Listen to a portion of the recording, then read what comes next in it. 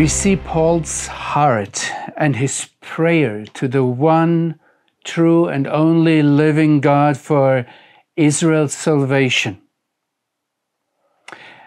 And then he explains to us that even though they're motivated by God's zeal, they did not achieve his righteousness because they raised up their own righteousness and thus misunderstood or failed to achieve God's righteousness. And then Paul brings in this principle that he says the end of every law, of every Torah, of every principle, of every doctrine is Messiah for righteousness to everyone who believes. Now he goes on and explains that, and I want to read that to you. Moses describes righteousness that comes from the law, or that is erected, raised up on the basis of a principle. He says, the person who does them, the laws, the principles, shall live by them or in them. Now, pay attention as you read this text with me. Pay attention how Paul argues always from what we call the Old Testament, from the Tanakh.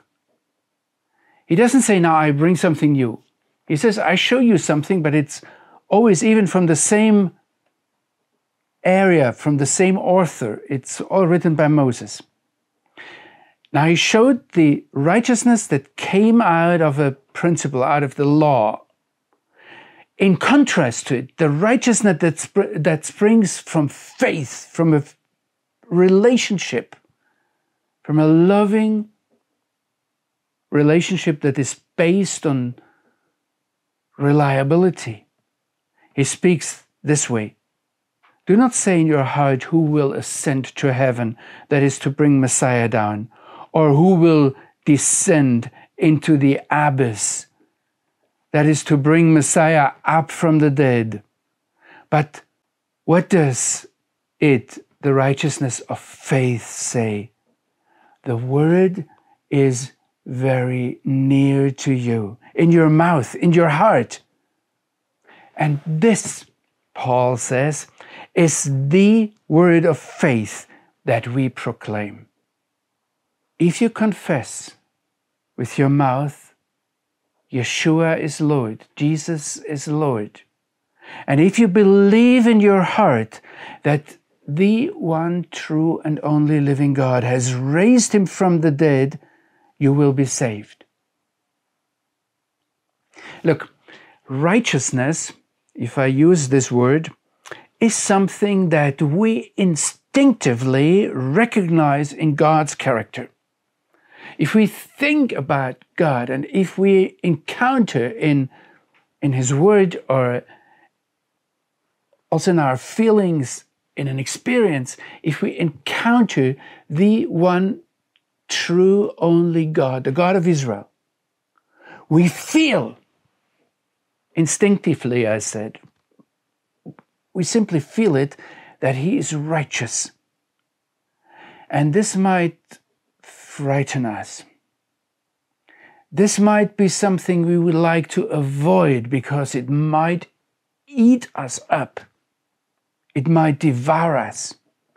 But also it might be something that we envy, that we would like to have, that we strive for.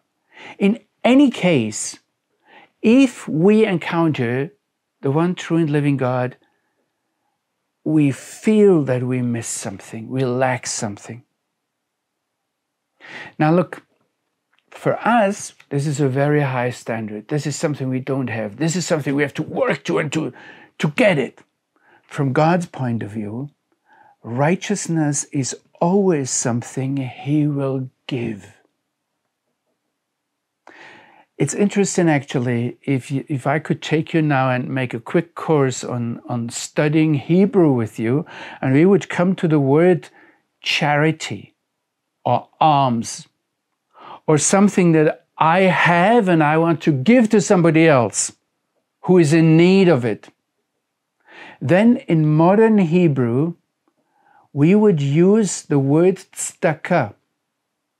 Actually, if you go today on these streets in Israel and you talk about giving alms to somebody, then you talk about tzedakah. This is the same word that Paul is translating with the word righteousness. And actually in the Old Testament, in the Tanakh, if it talks about the righteousness of God, it talks about tzedakah. Let me be very blunt here, and it is something that I, as a Christian who comes from an old Christian tradition in Germany and who grew up a Christian, I'm sometimes embarrassed thinking even about it. But if we Christians believe that Judaism is the law, the religion of the law, the religion of works, the religion that bases a relationship with God on human achievements, if we as Christians think that way, then it shows that we did not understand neither the so-called Old Testament, nor did we understand the New Testament. Because from the very beginning, and this is what Paul emphasizes here, from the very beginning, righteousness, from God's point of view, is something that He, the Father in heaven, provides to those who trust in Him, who come to Him and build on His grace alone. So this is not something new. This is not something unique Christian. This is something, well, I could go back to creation and ask what was the motivation of the Creator to create us, to create this world, to create human beings and animals and whatever. It's His righteousness that He pours out and that He wants us to receive.